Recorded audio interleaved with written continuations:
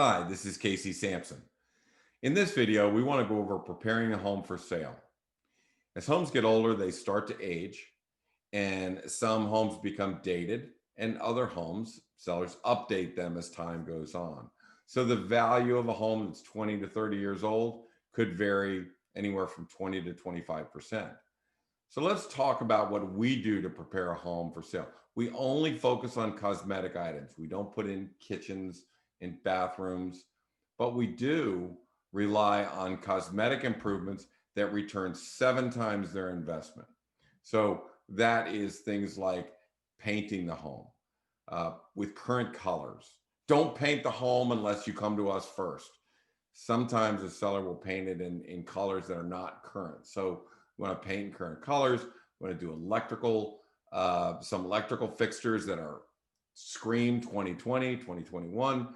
We want to look at some plumbing fixtures, the hardware on houses. So there are cosmetic things that we will recommend that will return the sellers the maximum amount of money while attracting those transitional buyers that are looking for that clean linear look. So let's take a look at what that looks like. So we walk into a house and we can see in this picture that we have, the Persian and Oriental rugs. They are dated, so we want to get rid of that. We want to take some leaves out of the table, make it look smaller. We have an older lighting fixture. We're going to replace that. The colors of two-tone and the specific colors are extremely dated, so we're going to fix that.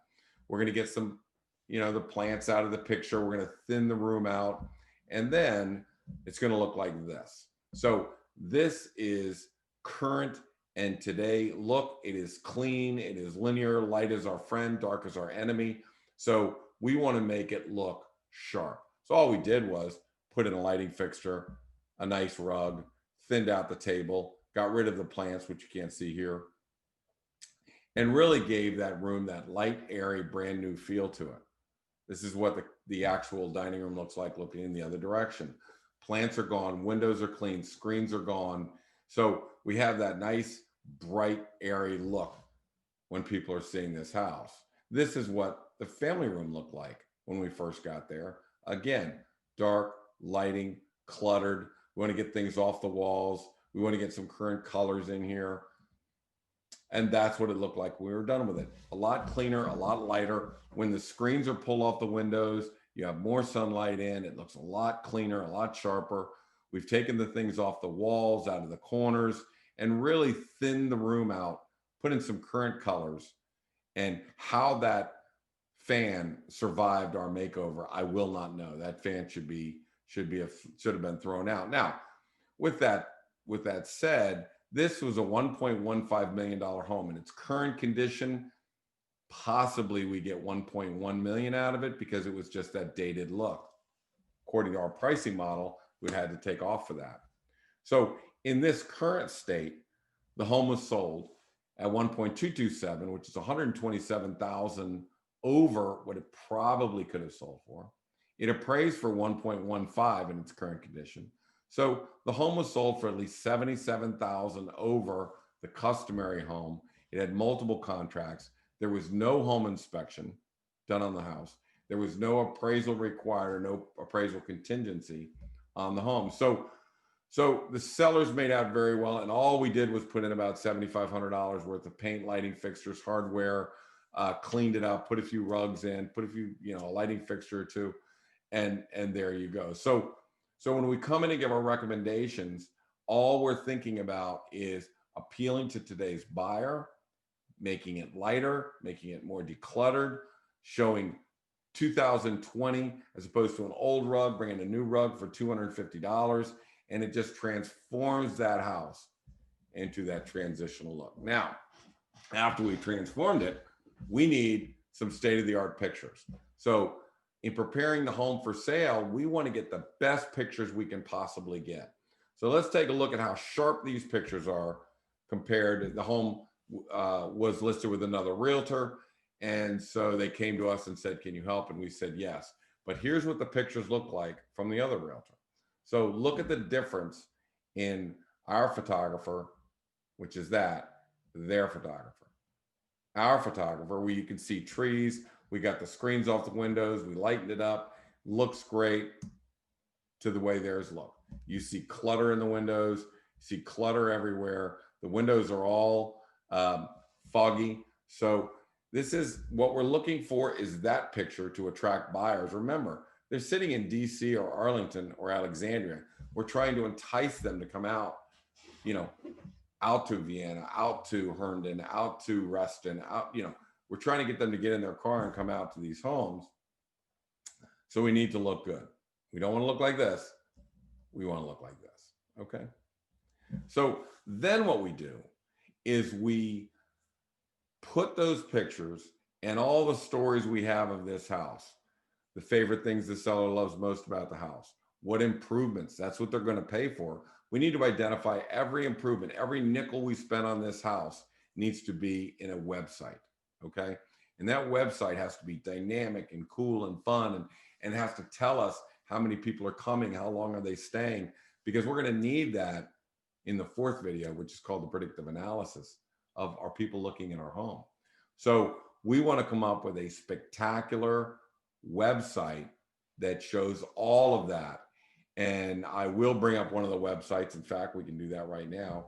This is what that home looks like on the Casey Samson page. So when a buyer hits that link, they need to come in, see spectacular pictures, see what it looks like at night, at the daytime, read what the house has to it, what the carousel is on the main level. So this will bring you to all of those beautiful rooms. And again, we're trying to entice you to come out.